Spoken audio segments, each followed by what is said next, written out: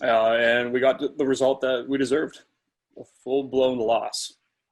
Yeah, for sure. It was in the first half. We were like, this is no good at all. It's like we've just come up from the championship. We're like, right, we'll have a go. Playing full CMs at the beginning, I didn't really notice too much, but it was just so obvious after a while that the changes need to happen, and nothing happened until I think that James Justin was like, right, I've got some space, let me move into it. Won the foul and we hit the post twice, but again, we were just not good enough. And what were your thoughts on the game? But Fulham fully deserved to beat us today, and to be honest, they could have scored more than they did. And that was a huge opportunity missed. And if we are serious about breaking the top six again, these are the kind of games that we've got to be picking points up in. And like, I know everyone's been inconsistent this year, but at the end of the day, that's Fulham's first win of the season. Of course, they score a penalty against us after all their penalty antics this year. You Mm-hmm. could have just written that, but blatant penalty all day. So I don't know what Fuchs was doing there. And then they were just carving us open. We played five at the back with four central midfielders, yet they were passing through us as if there was no one there. Yeah, it was a weird one because at times playing four CDMs four CMs. Sometimes it was like four CDMs as well. Just didn't work, and I don't know what Rodgers was trying to achieve because if you want to, you think about it. If one thing as well, forget the performance, kind of as bad as it was. If you want to rotate this squad, how are you going to use all four in one game at the beginning? Because you want to be separating them. Go right. I'm going to use some in Europa League, use some coming up. You wouldn't use all four at once because you're putting all the eggs in one basket. If it goes wrong, then it goes wrong.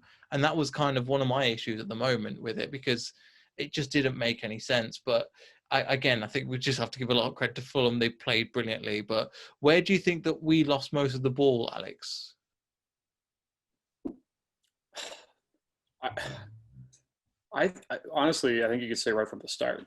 Like I said, watching this game, there was that weird realization in the first few minutes where I was like, they're not on today. And no matter when they touched that ball, they lost it. They couldn't get it out of their end zone. They couldn't complete passes. They just couldn't do anything. Yeah.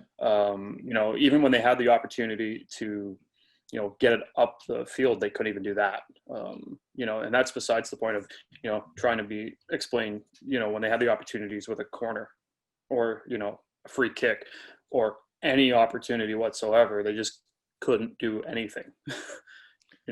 I tweeted actually during the game that this had a really similar.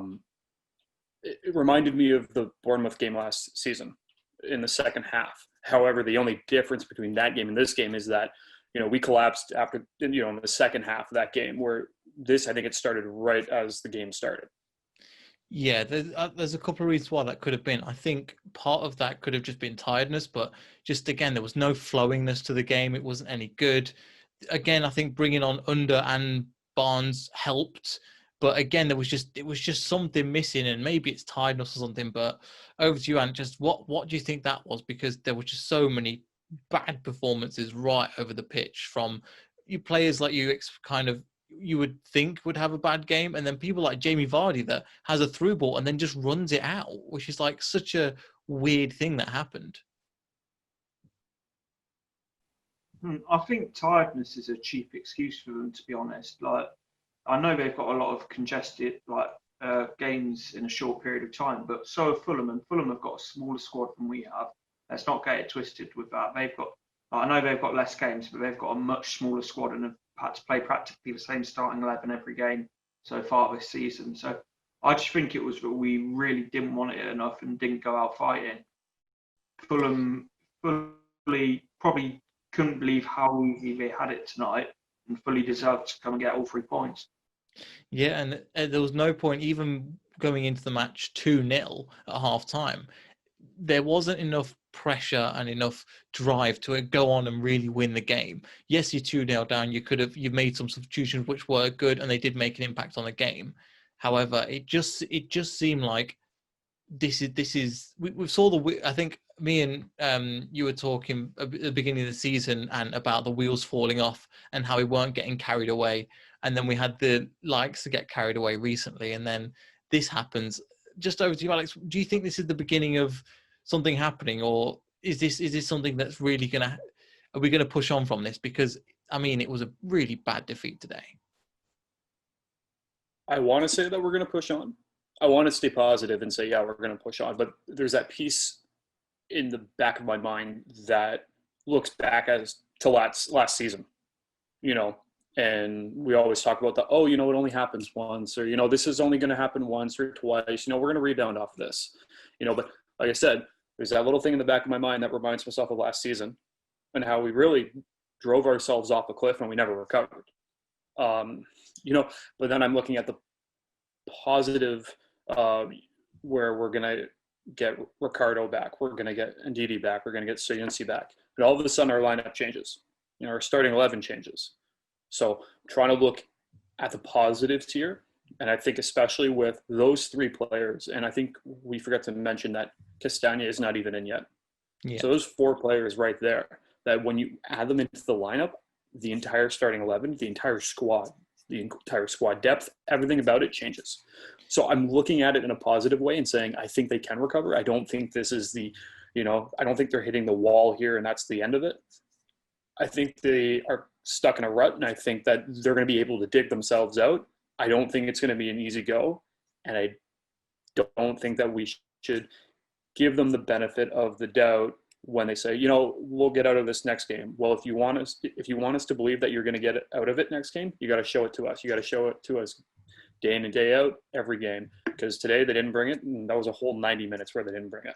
Yeah, for sure. And it kind of papered over the cracks a little bit. Obviously, Liverpool defeat was a bad defeat. We thought that could be a one-off, kind of similar to last season. But with them coming back into the first team as well, and we've got a bigger squad, is this what Brendan Rodgers were building to, and that this is the kind of game with these players coming in, like Ricardo, Ndidi, Soyuncu, how big an impact do you think they'll make? And also, how vital is it for them to come through right now? I think they'll have a really positive impact coming back, but even without those players, we should be, I don't want to say beating Fulham because there's no easy game in the Premier League, but they shouldn't be coming to the King Power and having it completely their own way and not really having to worry about anything. Because apart from the last 5 minutes, that was very comfortable for Fulham. And that's what's annoyed me more, not the fact that we've gone and lost. It's just similar to what I said against Liverpool. The fact that we've lost and it's been an absolute stroll for them. And to be honest, Scott Parker will be absolutely laughing tonight because I bet you he was coming to King Power thinking if he can get a point, that'll be a brilliant result. And he's probably had the easiest game of Fulham's season today.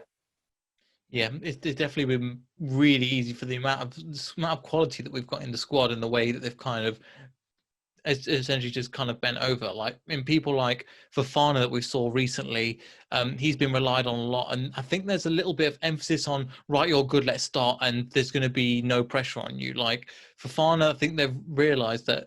Again, he's an amazing player for such a young age. However, for the first goal, he needs to take big responsibility for that. He came off the ball. He didn't track back. He tried to press when Yuri Tillemans lost the ball, and you're thinking. And then when he didn't get the ball, then they're exposed at the back. So you're looking at players like that, and you're thinking.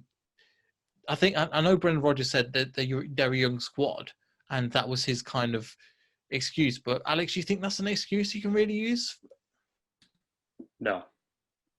Plain and simple, no. If you're playing in the Premier League, you're playing in the highest league in the UK, in England. You should be able to bring it game in and game out. There's no excuse about playing. You're a young squad. Yeah, I think there's many teams that are young squads. So, at the end of the day, that's a terrible excuse. I think. Saying, well, we're a young squad, or, well, we have injuries. Well, give us a value, like an actual excuse. Because both of those are just, any team in the Prem can say that.